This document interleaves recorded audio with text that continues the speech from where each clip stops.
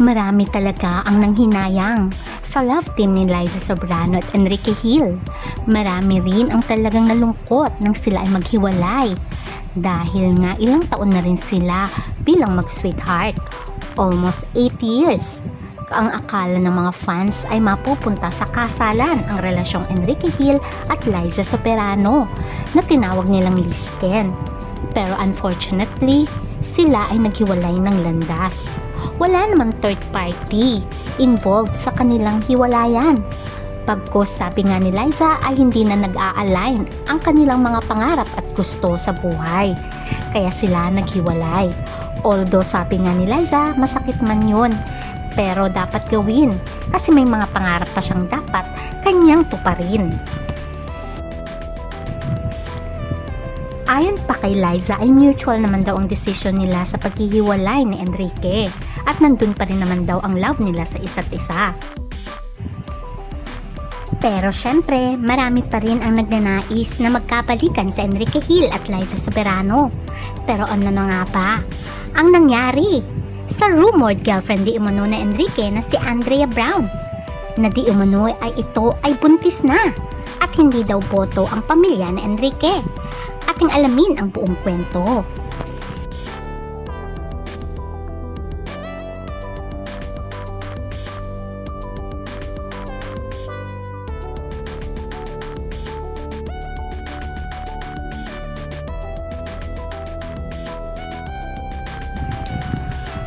Hanggang ngayon ay marami pa ring malungkot sa hiwalayang Lisken. Marami pa ring fans ang umaasa na one day makita sila sa isang teleserye o pelikula. At ngayon ay nasa Amerika na si Liza Soberano. Parang imposible na yata mangyari yon.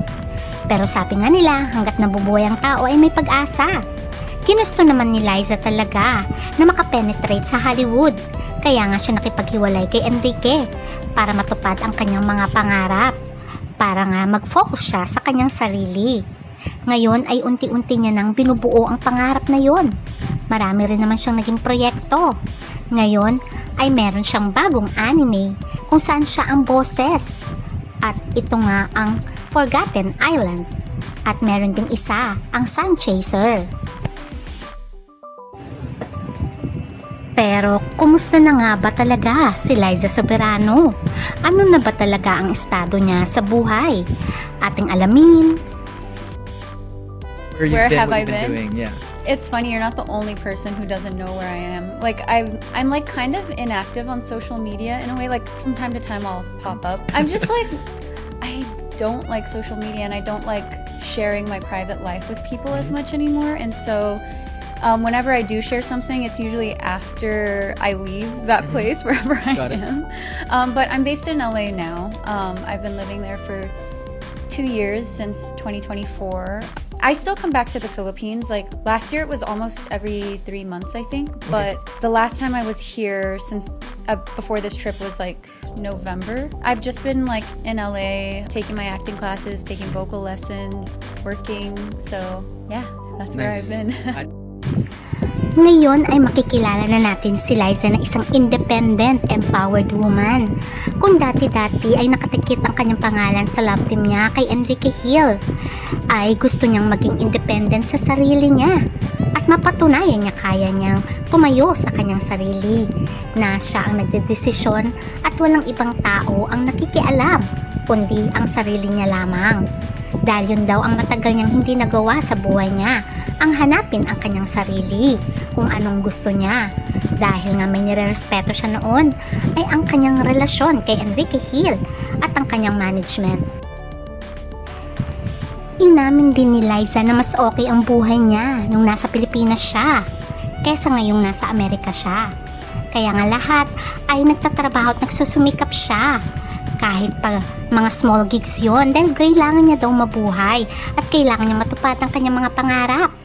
Ayon pa nga kay Liza, kahit sinasabihan na siyang laos ay okay lang. Ganun daw talaga, dahil ito ang gusto niya, ang meron siyang mapatunayan sa kanyang sarili, kesa naman daw magsisi siya sa bandang huli na wala siyang ginawa. At least itatry niya nga ang sapalaran ang pagiging Hollywood star sa Amerika. Kumusta naman si Enrique Hill? Ano na kaya ang estado ng kanyang puso? Mula na maghiwalay sila ni Liza Soberano, ngayon ay very busy si Enrique Hill dahil nga sa kanyang teleserye kasama walang iba kundi si Andrea Brillantes.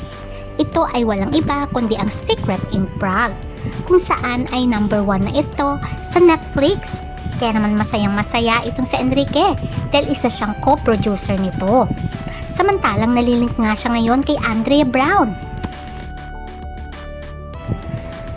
Naging usap-usapan ang sweetness ni Andrea Brown na sinasabing minor pa kasi wala pa tong 18. Pero this time siguro ay 18 na siya kasi nung nachismis sila ay 17 years old pa lamang ito. Pero inamin ni Enrique na kaibigan niya nga lamang daw ang social influencer na si Andrea Brown. Pero makikita kasi ang sweetness nila, kaya ang mga fans ang nag-speculate na baka ito na nga ang pinalit niya, isa ring mistisa, kapalit nga ng kanyang longtime girlfriend na walang iba kundi si Liza Soberano. Pero lagi silang naiispatan tulad nito, nakasama ngang nag-shopping itong si Andrea Brown. Pumili nga sila ng mga school supplies nito. Kaya sinasabi nga ng iba, papaanong magkaibigan lamang sila kung lagi silang naiispatan na magkasama. Although sinasabi nga ni Andrea Brown na Kuya Kwen nga ang kanyang tawag kay Enrique. At sinasabi niya magkaibigan lang daw sila at nahihiya na siya kay Enrique. Pero iba naman ang lumalabas sa social media at minsan siya na rin ang nagpo-post. Kaya naman ang mga fans ay nagdududa kung totoo nga ba o hindi ang pinagsasabi ni Andrea Brown. Tulad na lamang nitong parang silhouette na naka-dark sila na nasa isang glass. Makikita naman na si Enrique ang kasama niya dito. Pero syempre may lumalabas din balita na hindi daw pabor ang pamilya ni Enrique dito kay Andrea Brown kung girlfriend man ito ni Enrique. Mas gustuin pa rin daw nila na magkabalikan si Enrique at Liza Soberano. Iba-iba ang opinyon ng mga tao. Marami din nagsasabi deserve naman din ni Enrique na lumigaya. Total naman wala namang tinatapakang tao, matagal na silang hiwalay ni Liza. Bago si Liza nga ang nakipaghiwalay sa kanya at nag-hold on pa nga noon ng ilang years itong si Enrique kay Liza bago naman ito nakipagrelasyon kay Andrea Brown. Pero ano tong balita? Na kesyo buntis na nga daw si Andrea Brown? Ayon sa source ni Ogie Diaz, makinig ka, no? Ito na nga, si Andrea Brown at si Enrique Hill. Nakarating din sa akin yun. Kasi syempre, hindi naman mapaniwalaan agad-agad yun. Dahil syempre, pag may mga info na dumarating sa'yo, parang syempre dapat bigyan mo pa rin ng benefit of the doubt. Yung mga subjects, yung mga kinatutunan. So yun nga rin yung nakarating sa akin. So syempre, in-message ko si Andrea. Sabi ni Andrea, sabi ni Andrea, using my identity. Kasi dapat rocket yung ginamit mo, parang binabasa mo na lang. Oo nga sabi ko na Andrea. Ito na nga. Sabi ni Andrea, hindi po kami magkaaway ni Francine. Sino ang Andrea? Mali-mali ito. Sandali lang, nagkamali ako. Pag-DM yan. Pag-DM. Okay, ito na nga. Sabi sa akin ni Andrea, hindi raw totoo. Yung siya ay nabuntis at nagpa-share din, nagpa-sunshine. Hindi rin daw totoo na sila ni Ken. Kuya Ken ang tawag daw niya kay Ken. Hindi rin daw totoo na sila nag-live-in. Nahihiya raw siya kay Ken. Kasi kuya-kuyahan nga raw niya si Ken. O, diba, kinalaro na nga ni Andrea Brown na walang katotohanan. Ang nabablind item na siya ay buntis at nahihiya na nga daw siya kay Enrique Hill. Pero syempre marami pa rin nagdududa dahil laging nilalike nga ni Enrique Hill ang mga larawan nitong si Andrea Brown. Anyways, ano naman ang pakialam daw ng ibang tao kung saan maligaya si Enrique? Total naman, matagal na silang hiwalay ni Liza Soberano. Pero nais lamang ng mga fans na sana ay ang babaeng kanyang mamahalin ay mas higit pa kay Liza Soberano.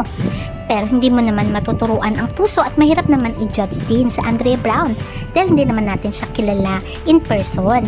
Malay naman natin na mapagmahal din siya talaga at mabait. Pero syempre marami pa rin nag-wish na sana si Liza at Enrique pa rin sa bandang muli. Pero tadhana na ang makakapagsabi. Hanggang sa muli, bye!